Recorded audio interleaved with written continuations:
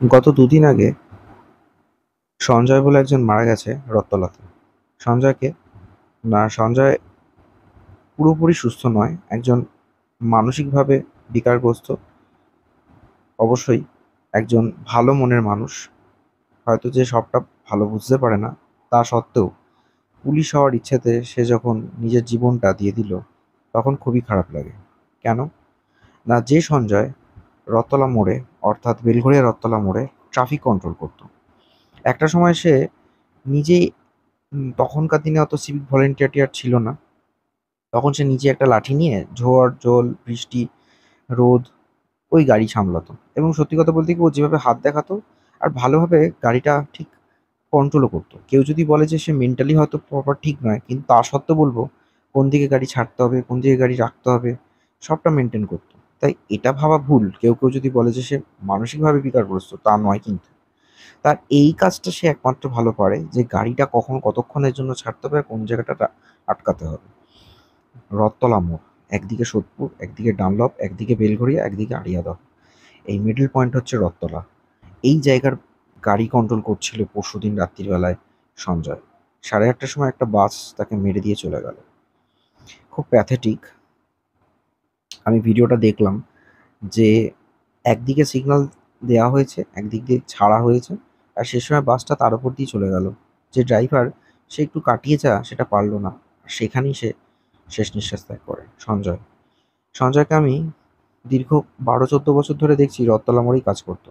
তার বাড়ি আড়িয়াদহের দিকে। আড়িয়াদহ সম্ভবত রামকৃষ্ণপল্লীর দিকটা করে সে থাকে, এবং সে রোজ হেঁটে হেঁটে ওই রথতলা মোড়ে গিয়ে কাজটা করতো। পরবর্তী সময় বেলঘড়িয়া থানা থেকে তাকে কিছু ইউনিফর্ম দেওয়া হয়, তারপর সিভিক ভলেন্টিয়ার একটা পোস্টও দেওয়া হয়। কখনো কখনো তাকে দেখতাম যে ভৈরব গাঙ্গুলি কলেজের দিকটাতেও সে ডিউটি করছে।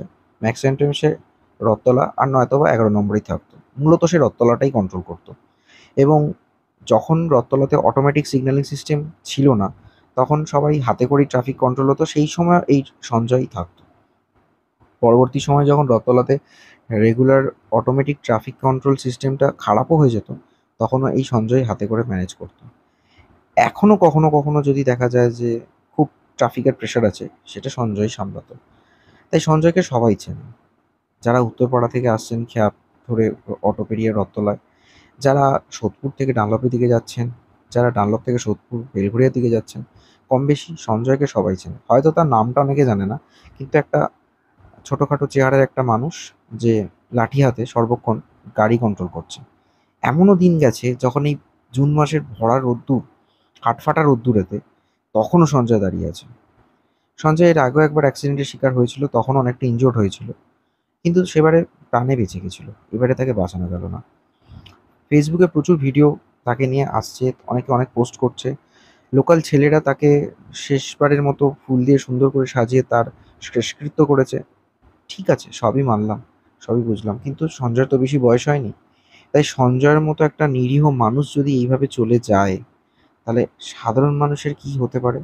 সেই দিন, সেই মুহূর্তে, সেই টাইমে ভিডিওটা দেখতে পাচ্ছি একা সঞ্জয় দাঁড়িয়ে আছে।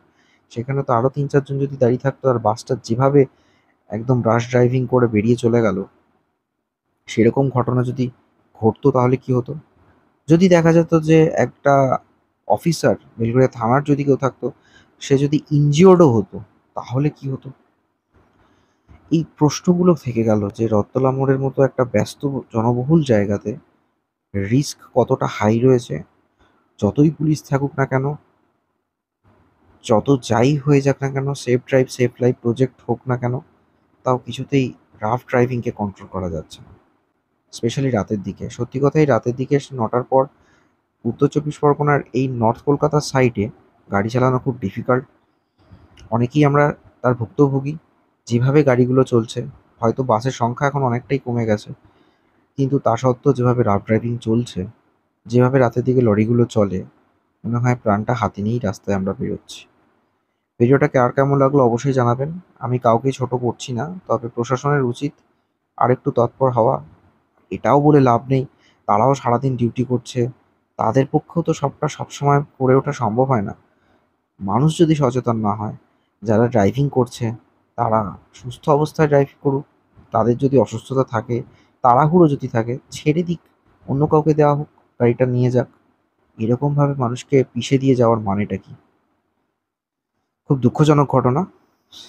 ফেসবুক আর ইউটিউব সোশ্যাল মিডিয়ার চারদিকে সঞ্জয়কে নিয়ে একটা দুঃখের পোস্ট দেখছি আজ 2 দিন হলো। খারাপ লাগছে। Stay tune on Bong stories. অবশ্যই ভিডিওটা কেমন লাগলো জানাবেন, আর সাথে থাকুন, দেখতে থাকুন আমার আরেকটা চ্যানেল এক্সপ্লোর ডেস্টিনেশন। ভিডিওটা কেমন লাগলো অবশ্যই জানাবেন কমেন্ট বক্সে, আর শেয়ার করবেন।